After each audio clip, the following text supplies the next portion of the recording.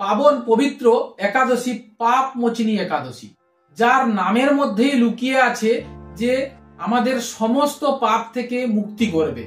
আমি বারবার বলে এসেছি, নদীদের মধ্যে যেমন শ্রেষ্ঠ হচ্ছে গঙ্গা, বৃক্ষদের মধ্যে যেমন শ্রেষ্ঠ হচ্ছে তুলসী, পক্ষীদের মধ্যে যেমন শ্রেষ্ঠ হচ্ছে গরুড়, তীর্থদের মধ্যে যেমন শ্রেষ্ঠ হচ্ছে কাশী, তেমনি যত প্রকারের ব্রত আছে তার মধ্যে শ্রেষ্ঠ হচ্ছে একাদশী।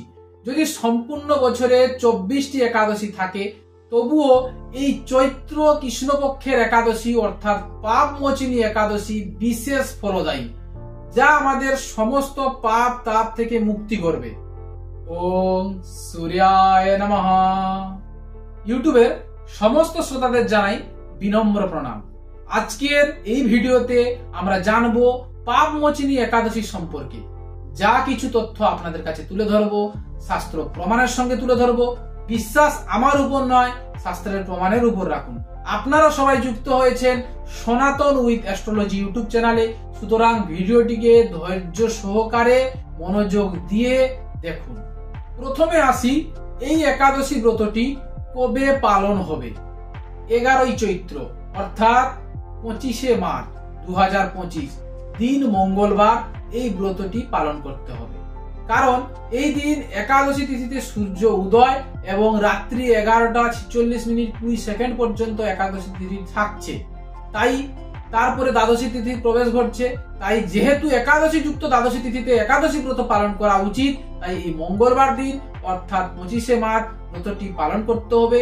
এই নিয়ে যেন কারোর মনে কোনো সংশয় না থাকে। এবার আসি কিভাবে ব্রতটি পালন করবেন। প্রথম কাজ, আমাদের শাস্ত্র বলছে যে কোনো ব্রত ধারণের আগে নিজেকে ব্রহ্মচর্যে নিয়ে যেতে, অর্থাৎ নিজের শরীর এবং মন উভয়কে শুদ্ধ করতে। তো সেই জন্য একাদশীর আগের দিন অর্থাৎ মঙ্গলবারের আগের দিন, সোমবার দিন আপনি অবশ্যই নিরামিষ আহার গ্রহণ করুন। যদি আপনার সামর্থ্য থাকে তাহলে আপনি হবিষান্ন গ্রহণ করুন এবং চেষ্টা করুন সূর্য অস্ত যাওয়ার পরে আর কোনো যেন আহার না খান, অর্থাৎ এক বেলা ভক্ষণ করুন। দ্বিতীয় কাজ, এই দিন ব্রহ্ম মুহূর্তে ঘুম থেকে উঠে স্নান আদি কর্ম শেষ করে ভগবান সূর্যকে অবশ্যই অর্ঘ্য প্রদান করুন এবং মনে মনে সংকল্প করুন আপনি নিজে পাপ তাপ থেকে দূরে থাকবেন এবং সততার রাস্তা অবলম্বন করবেন। তৃতীয় কাজ, মাতা তুলসীতে জল দান এবং মাতা তুলসীকে পূজন করুন। মাথায় রাখবেন, আমাদের শাস্ত্র বলছে তুলসী মে বিচমম্বন্তি ধন্যাস্তে করপল্লব, অর্থাৎ মাতা তুলসী হচ্ছেন স্বয়ং ভগবতীর স্বরূপ। তাই মাতা তুলসীতে অবশ্যই জল দান এবং মাতা তুলসীর পূজন অবশ্যই করুন এবং সঙ্গে সঙ্গে দীপদান করতে ভুলবেন না। চতুর্থ কাজ, মাতা তুলসীতে জল অর্পণ শেষ হলে নিজের গৃহে অবস্থিত পঞ্চদেব দেবীর আরাধনা করুন।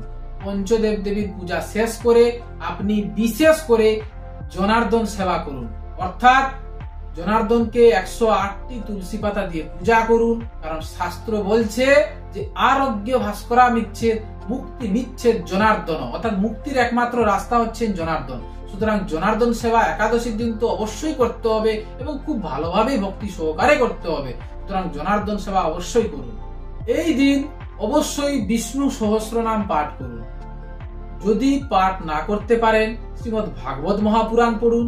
ভাগবত মহাপুরাণ পড়লে বৈকুণ্ঠ গমন হবে। যদি কোনো ব্যক্তি একাদশীর দিন ভাগবত মহাপুরাণ পাঠ এবং শ্রবণ করে তাহলে বৈকুণ্ঠ গমন হবে। পূর্বে একটি ভিডিওতে আমি শাস্ত্রের প্রমাণও বলে এসেছিলাম, দেখে নিবেন, গিয়ে ডেসক্রিপশনে লিঙ্ক থাকবে। ভাগবত মহাপুরাণ একাদশীর দিন অবশ্যই অধ্যয়ন করুন, সম্ভব না হলে শ্রবণটুকু করুন, এতে আপনি বিশেষ ফল পাবেন। যদি কোনোটাই সম্ভব না হয় তাহলে ওম নমো ভগবতে বাসুদেবায় বীজ মন্ত্রটি সারা দিন যতটুকু সম্ভব আপনি জপ করতে থাকুন। এইভাবে একাদশী ব্রতটি পালন করুন। পঞ্চম কাজ, একাদশীর দিন অবশ্যই রাত্রি জাগরণ করার চেষ্টা করুন। আমাদের শাস্ত্র বলছে যে কোনো ব্রতই আপনি করুন না কেন, রাত্রি জাগরণ সেই ব্রতর যে ফলকে বিশেষ করে দেয়। সুতরাং রাত্রি জাগরণ করুন। শরীরের সামর্থ্য থাকলে আপনি রাত্রি জাগরণ পুরো করুন, যদি না থাকে বেশি রাত অব্দি জাগার চেষ্টা করুন, এতেও আপনি অনেকটা ফল পাবেন। রাত্রি জাগরণ ব্রতর যে মহিমা তাকে বৃদ্ধি করে, সুতরাং চেষ্টা করুন রাত্রি জাগরণ করা। এবার আমি কিছু কিছু কাজ আছে যেগুলি একাদশীর দিন ভুলেও করবেন না, সেগুলো বলে দিচ্ছি, মাথায় রাখবেন। প্রথম হচ্ছে, শাস্ত্র বলছে নভক্তব্যং নভক্তব্যং নভক্তব্যং হরি দিনে, অর্থাৎ একাদশীর দিন কোনো খাবার খাবেন না, অর্থাৎ পুরো উপোস থাকার চেষ্টা করবেন। যারা উপোস থাকতে পারবেন না, তার শারীরিক অসুস্থতা আছে, ফলাদি আহার গ্রহণ করুন, কিন্তু ভুলেও অন্ন গ্রহণ করবেন না। দ্বিতীয় হচ্ছে, একাদশীর দিন অধিকবার বা অতিরিক্ত পরিমাণে জল পান করবেন না। যতটুকু প্রয়োজন, না হলে নয় ততটুকু খান এবং অল্প অল্প পরিমাণে খান। অধিকবার এবং অত্যধিক পরিমাণ একেবারে জল পান করবেন না। তৃতীয় হচ্ছে, বিশেষ করে এই পাপ মোচনী একাদশীতে নিজেকে পাপ কর্ম অর্থাৎ অসৎ সঙ্গ থেকে দূরে রাখুন এবং নিজেকে শুদ্ধ করার চেষ্টা করুন। মাথায় রাখবেন, একাদশী শেষ হলে ব্রত পালনে বুধবার দিন যদি আপনার সামর্থ্য থাকে অবশ্যই অন্ন দান করুন। অন্ন দান করলে আপনার অনেকটাই পুণ্য প্রাপ্তি হবে। এইভাবে একাদশী ব্রতটি পালন করুন, দেখবেন আপনার সমস্ত মনস্কামনা পূর্ণ হবে। ধীরে ধীরে একাদশী ব্রত করার পরে আপনি দেখবেন বৈকুণ্ঠ গমনের দিকে এগিয়ে যাচ্ছেন এবং জনার্দনের যে আশীর্বাদ ওটা পেতে থাকছেন। সুতরাং এইভাবে শ্রদ্ধা এবং ভক্তিপূর্বক ভাবে একাদশী ব্রতটি পালন করুন। যদি ভিডিওটি ভালো লেগে থাকে ভিডিওটিকে অবশ্যই লাইক করবেন, চ্যানেলটির পাশে থাকার জন্য চ্যানেলটিকে সাবস্ক্রাইব করতে ভুলবেন না এবং বন্ধু বান্ধবের কাছে এবং নিজের সোশ্যাল মিডিয়া প্ল্যাটফর্মে ভিডিওটিকে অবশ্যই শেয়ার করে দিন। ভালো থাকবেন, নমস্কার।